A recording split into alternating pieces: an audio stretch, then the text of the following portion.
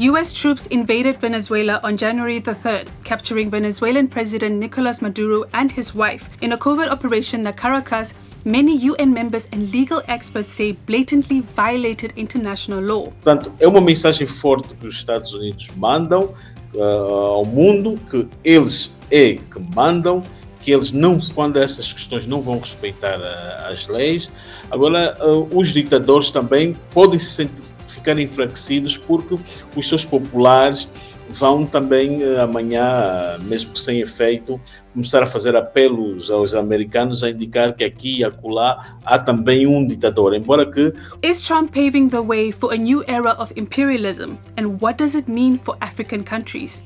It's a kind of imperialist belligerence that threaten not only Venezuela, not only the people of Latin America, but we've actually seen it also here. When we have leaders, powerful leaders who can do as they please in the world, that goes to show that we are in trouble, you know. It's very unfortunate that no one is going to hold America accountable for what they've done. Welcome to the flip side.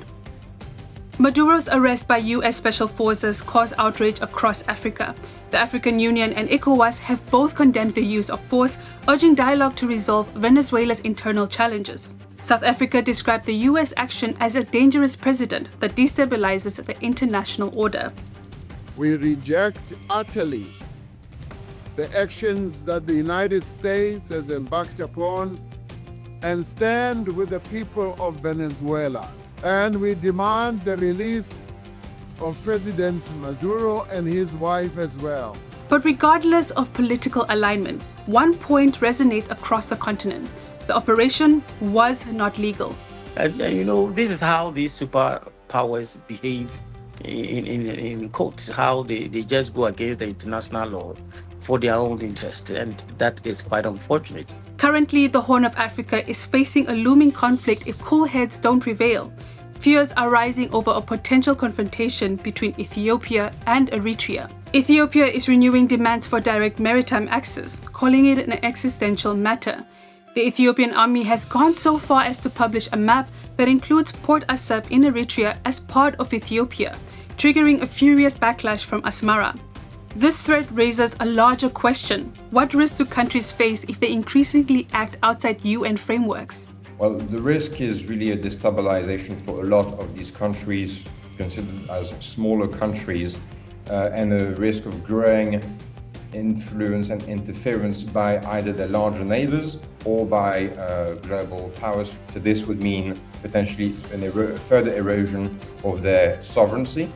Ugandan President Yoweri Museveni has described the US-Venezuela situation as a wake-up call for Africa to strengthen its collective security and strategic autonomy. If you don't come together, I think the African will be a stage of fighting for resources from the Chinese, from Russians, and from the Americans. As all eyes are on the US and what Trump will do next, what lessons can Africa and the world take moving forward? We may have a lot of segregations or maybe different groups coming out of the UN, and that might affect the world peace and the world cohesion. And I believe that the superpowers need to be talked to in one way or the other, in a way that they can come back to their selfish interest and think about the world at large. And that is the flip side.